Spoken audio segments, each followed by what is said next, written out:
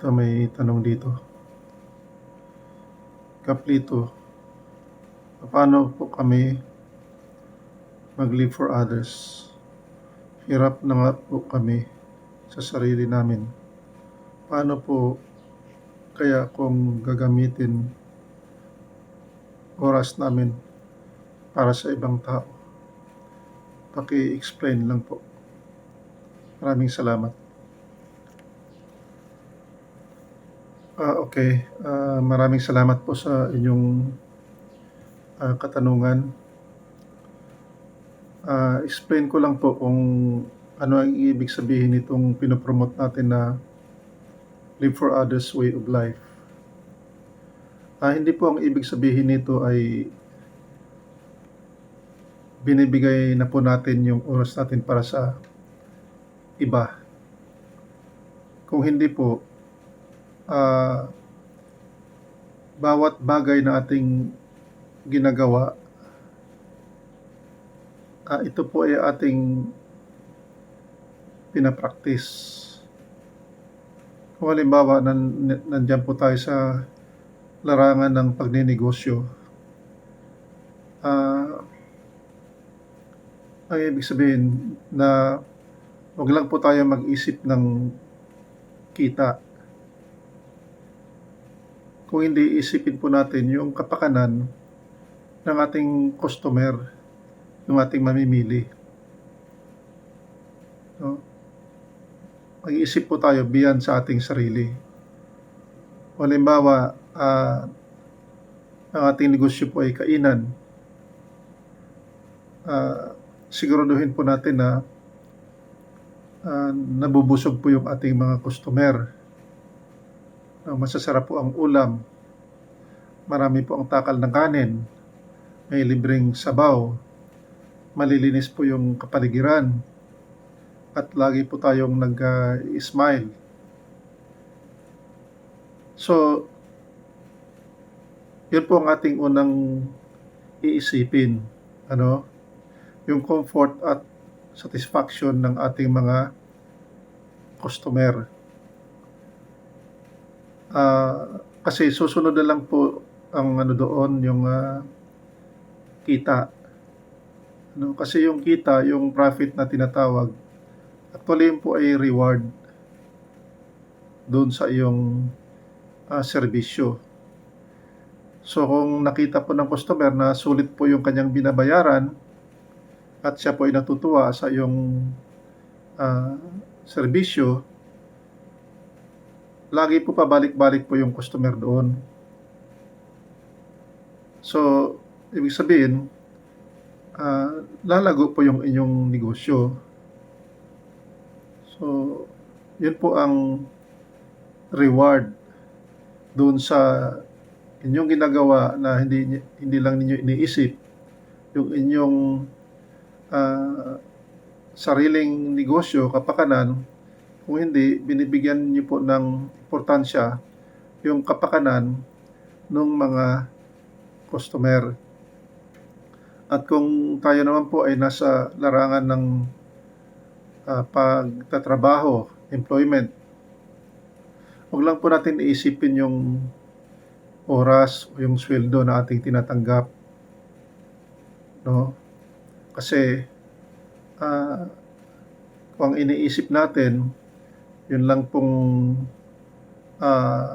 serbisyo equivalent doon sa sweldo na ating tinatanggap, wala pong doon, wala pong reward. So, ang ibig sabihin po, pag tayo po ay namasukan, isipin po natin yung kapakanan ng ating employer. Siguraduhin po natin na yung ating ginagawa ay maayos yung ginagawa natin, at yun tayo po ay nagbigay ng malaking pakinabang doon sa ating kumpanya. So, kung nakita ng iyong employer yan na ikaw ay concerned hindi lamang sa iyong sarili, kung hindi doon sa kanyang negosyo, malamang po hindi po niya kayo basta-bastang bibitawan o maaari pong bigyan pa po kayo ng promotion o increase ng inyong sweldo dahil ang iyong ginagawa ay nagbigay ng malaking pakinabang para umunlad yung kanyang negosyo. So, the same naman po kung nasa serbisyo po kayo, no? Siguraduhin niyo po na yung ginagawa niyo po ay basta sabihin niyo lang na, okey na 'yan, na puwede na 'yan, ano, kundi isipin po ninyo, itong ginagawa ko, ano ba maging resulta nito do'n sa aking customer. Halimbawa po, ako ay nagpapagawa ng, sasakyan, 'no. So, pinapalitan ng piyesa. Ilang linggo lang po, nakarinig na naman po ako ng hindi magandang tunog. So, dinala ko po doon sa ibang talyer at sinuri po ng mekaniko at, sinasabi sa akin na, "Sir, alam niyo po ba na itong, piyesa na ito dapat lalagyan po ito ng grasa dahil kung hindi po masisira po ito, malamang after 2 or 3 months." Sabi ko, "Hindi ko po alam 'yan." "Ay, ano po masisira po ito sir, lalagyan po tayo ng grasa ito. At ito pong spacer nitong, itong bushing na 'to, dapat din po may spacer ito dahil madali po itong masira." So, in other words, nakita ko, iniisip niya hindi yung trabaho lang, kung hindi iniisip niya yung, concern sa akin, no, na ako ay hindi gagastos ng malaki at hindi ako magkaproblema ng madalas, no. So, ang nangyayari po, lagi ko na po do'n dinadala yung aking sasakyan dahil naintindihan ko po na siya, mayro'n pong malasakit sa kaniyang mga, customer. So, 'yan po ang prinsipyo na ating, pino-promote. Kasi po 'pag 'yan ang ginagawa po natin na lagi po nating iniisip yung kapakanan ng iba, doon po yung mas malaking reward po na darating sa atin. Yung ginagawa po natin na trabaho lang, conditional po siya. So, ito ginagawa mo, so ito'y bayad, compensation. Pero, if you go beyond yung iyong iniisip mo lang, trabaho lang ginagawa mo at iniisip niyo po yung magiging outcome, no, benefit ng inyong, anuhan ng serbisyo, diyan po yung yan po yung malaking reward. Kaya po kung ating titingnan doon sa, buhay natin bilang tayo ay nagtatrabaho, yung iba naman ay nagninegosyo, makikita po natin madaling umunlad yung nagninegosyo. Dahil po yung nagninegosyo ay beyond compensation po yon, hindi po yung conditional. Pag ikaw po ay meron po kayong sariling negosyo, hindi niyo na po iniisip yung oras.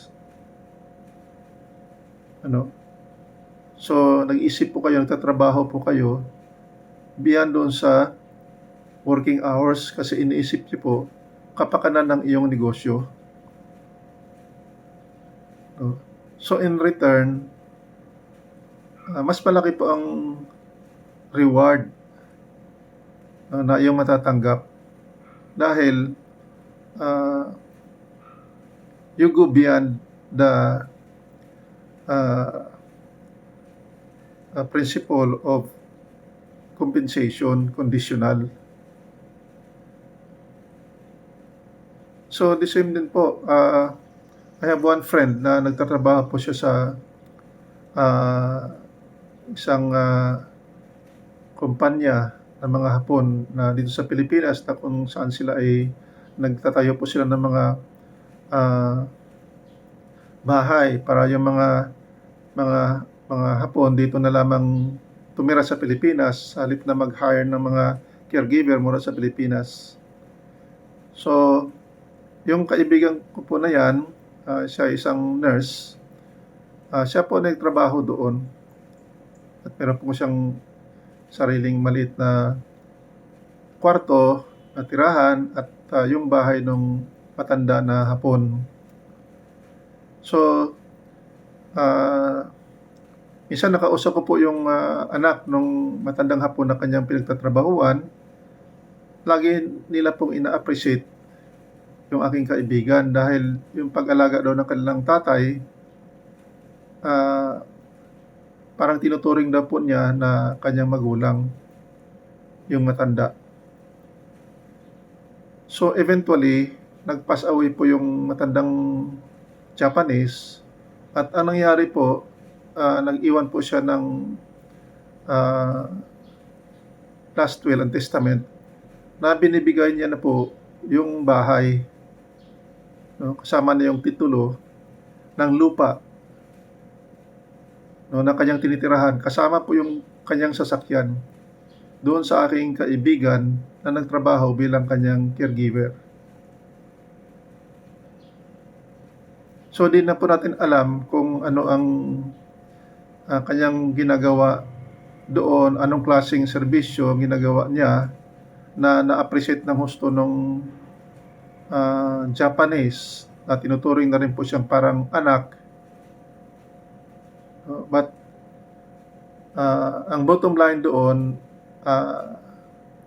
ayon sa anak nung kanyang employer, tinuturing niya na po na parang magulang yung kanilang tatay. So, ang ibig sabihin, hindi na po siya parang employment lamang, kundi living for others na po yung kanyang, way ng pag-aalaga ng matanda. So, yun po ang ibig sabihin po ng live for others way of life. No, kung ano man yung ginagawa natin, isipin natin masigit sa ating sarili kung ano, no, ang pakinabang, na nagbigay tayo ng malaking pakinabang doon sa ating pinagsisilbihan o doon sa nagbe-benefit doon sa ating, negosyo o kung ano pa man 'yan, dahil yan po ang magbigay sa atin ng malaking reward, 'no.